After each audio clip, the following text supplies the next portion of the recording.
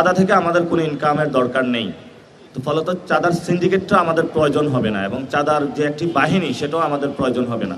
এই হোটেলগুলোতে অসামাজিক যে কার্যকলাপগুলো রয়েছে সেগুলো ইনশাল্লাহ বন্ধের উদ্যোগ নেব।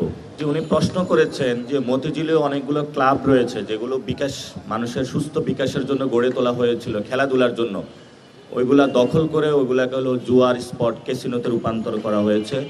ইনশাল্লাহ ওইখানে আমরা যতটুকু জানি 10টা ক্লাব রয়েছে, একটা ক্লাবে জুয়ার কোনো আসর নেই, আর বাকি 9টা ক্লাবে রয়েছে। আমরা যখন নির্বাচিত হব আপনাদের ভোটে ইনশাল্লাহ, তখন আমরা সেখানে জুয়ার যে ক্লাবগুলো, যারা যে চক্রগুলো চালিয়ে থাকে সেগুলো আইনের আওতায় নিয়ে আসব। এখানে টোটালি আমরা এই জুয়ার যে স্পটগুলো রয়েছে, ক্যাসিনোর যে স্পটগুলো রয়েছে আমরা বন্ধ করে দিব। এবং এখানে অনেকগুলো হোটেলে একটা সিন্ডিকেট অসামাজিক কার্যক্রম চালিয়ে থাকে, এবং নারীদেরকে ব্যবসায়িক পণ্য হিসাবে তারা মানুষের সামনে উপস্থাপন করে। আমরা এই হোটেলগুলোতে অসামাজিক যে কার্যক্রমগুলো রয়েছে সেগুলো ইনশাল্লাহ বন্ধের উদ্যোগ নেব। যে আমরা এটা তো বলেছি, আমরা টোটালি চাঁদাবাজ মুক্ত ঢাকা আর্ট গড়বো। এটা আমার তো প্রাইম কনসার্নের জায়গায়, নট অনলি ঢাকা আর্ট, পুরো বাংলাদেশকেই আমরা চাঁদাবাজ মুক্ত একটি বাংলাদেশ গড়বো। এটা আমাদের অন্যতম একটি এজেন্ডা। আমরা চাঁদা থেকে আমাদের কোনো ইনকামের দরকার নেই। তো ফলত চাঁদার সিন্ডিকেটটা আমাদের প্রয়োজন হবে না, এবং চাঁদার যে একটি বাহিনী সেটাও আমাদের প্রয়োজন হবে না।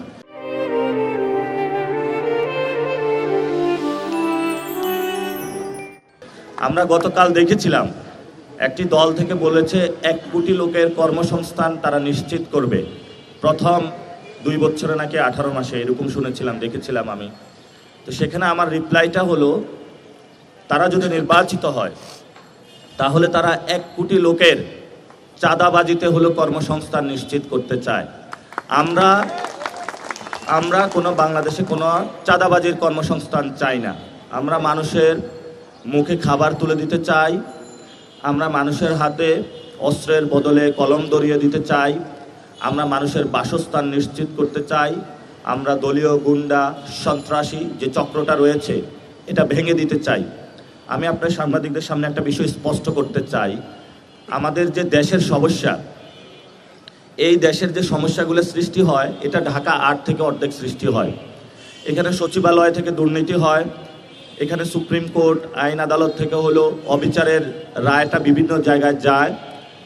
এখানে যারা ব্যবসায়ী রয়েছেন তারা একটি চাঁদাবাজার ও সংস্কৃতির মধ্য দিয়ে শিকার হয়, যেটা পুরো বাংলাদেশে ছড়িয়ে পড়ে। এজন্য ঢাকা আর্টকে যদি আমরা ঠিক করতে পারি, জনগণের সাপোর্ট নিয়ে বাংলাদেশ অর্ধেক ঠিক হয়ে যাবে, 1 নম্বর। 2 নম্বর হলো বাংলাদেশের যে দলগুলো রয়েছে এগুলো একটা পলিটিক্যাল ফাইন্যান্সিং সিস্টেমের মধ্য দিয়ে চলে, যেটা নির্ভর করে চাঁদাবাজির কারণে, সন্ত্রাস দখলকারীর কারণে। আমাদের এই ধরনের দলীয় গুন্ডা কোনো বাহিনী লাগবে না, আমরা এই চক্রটা ভেঙে দেব। আর আমাদের ভবিষ্যতে আরেকটি বড় এজেন্ডা আসতেছে, যেই জন্য আজকে আপনাদের সবাইকে এই প্রেস কনফারেন্সে ডাকা। দেখেন, আপনাদের ঠিক আমার হাতের বাম পাশে রয়েছে দুর্নীতি দমন কমিশন। এই কমিশনের কাজ বাংলাদেশে 50 বছরে আমরা কোনো কিছু দেখতে পারি নাই।